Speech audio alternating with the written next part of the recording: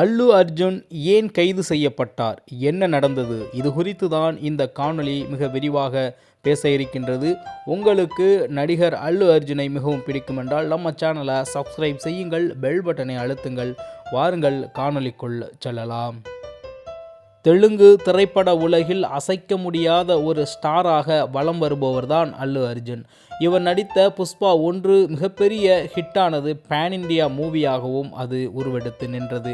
அதே நேரத்தில் புஷ்பா 2 ரிலீஸ் ஆகி சில நாட்கள் ஆனது. மிகப்பெரிய வசூல் சாதனையை புஷ்பா 2 படைத்து கொண்டு இருக்கின்றது என்று கூறினால் அந்த வார்த்தை தாகும். இதனிடையே புஷ்பா 2 திரைப்படத்தின் சிறப்பு காட்சிகள் ஐதராபாத்தில் உள்ள திரையரங்கம் ஒன்றில் வெளியிடப்பட்டது. இந்த சிறப்பு காட்சிக்கு திடீரென்று அல்லு அர்ஜுன் வந்ததாக தகவல் தெரிகின்றது. அவர் வந்ததால் கூட்ட நெரிசல் அதிகமாகி பெண் ஒருவர் உயிரிழந்து இருக்கின்றார். அந்த பெண்ணின் மரணத்திற்கு காரணம் என்று கூறி போலீசார் அல்லு அர்ஜுன் அவர்களை கைது செய்தது குறிப்பிடத்தக்கது. காவல்துறை கூறியதை அல்லு அர்ஜுன் தரப்பு கேட்கவில்லை என்றும் அதனாலேயே மரணம் நிகழ்ந்தது என்றும் போலீஸ் தரப்பு தெரிவித்திருப்பது குறிப்பிடத்தக்கது. அதே நேரத்தில் அல்லு அர்ஜுன் தரப்பு அதை முழுமையாக மறுத்தும் வருகின்றது. இந்த பிரச்சனையின் காரணமாக அல்லு அர்ஜுனை ஏற்கனவே ஐதராபாத் போலீசார் கைது செய்து வைத்திருந்தார்கள். இதனிடையே அவருக்கு இடைக்கால ஜாமீன் கிடைத்து வெளியே இருந்து வருவது குறிப்பிடத்தக்கது. மீண்டும் அல்லு அர்ஜுன் அவர்கள் இந்த விடயத்திற்காக ஆஜராகி இருப்பதும் குறிப்பிடத்தக்கது. இந்த விடயத்தில் அந்த தியேட்டர் உரிமையாளர் மீது வழக்கு தொடரப்பட்டுள்ளதும் குறிப்பிடத்தக்கது. மேலும் கூட்ட நெரிசலில் சிக்கி மரணித்த அந்த பெண்ணினுடைய ஒட்டுமொத்த குடும்பத்திற்கும் நடிகர் அல்லு அர்ஜுன் அவர்கள் உதவி செய்து வருவதும் குறிப்பிடத்தக்கது. அந்த பெண்ணுடைய மகனும் சிக்குண்டு தன்னுடைய சுய நினைவை இழந்து தற்பொழுது சிகிச்சை பெற்று வருவது குறிப்பிடத்தக்கது.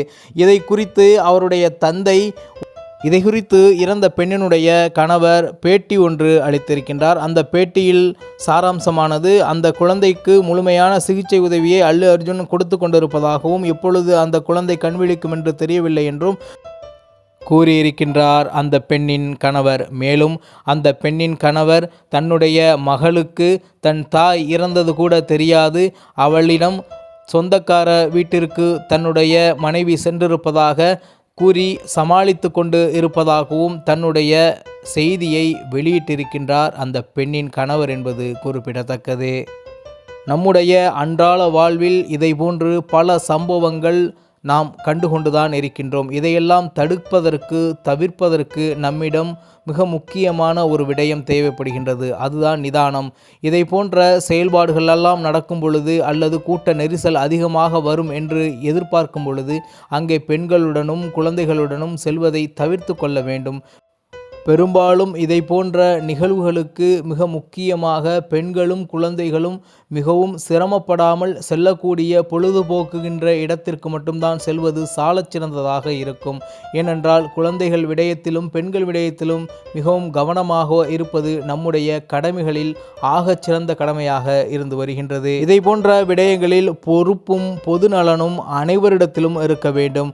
பார்க்கக்கூடிய பார்வையாளர்கள் இடத்திலும் இருக்க வேண்டும்.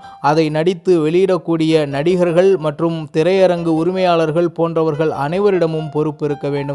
ஏனென்றால் இங்கே நடப்பது சாதாரண நிகழ்வு அல்ல. ஒரு திரைப்பட நிகழ்வு என்பது அனைவரையும் கவர்ந்திழுக்கக்கூடிய ஒரு விடயமாக இருக்கின்றது. எனவே நிதானமும் பொறுமையும் மிக முக்கியமான ஒரு விடயங்களாக இருக்கின்றது. இதேபோன்று காணொளிகளை நீங்கள் தொடர்ச்சியாக காண்பதற்கு நம்ம தமிழா செய்திகள் சேனலை சப்ஸ்கிரைப் செய்து வைத்துக் கொள்ளுங்கள், பெல் பட்டனை அழுத்துங்கள். மீண்டும் நல்லதொரு காணொளியில் உங்களை சந்திக்கின்றேன். அதுவரை உங்களிடமிருந்து விடைபெறுவது உங்கள் தமிழா செய்திகள். நன்றி, வணக்கம்.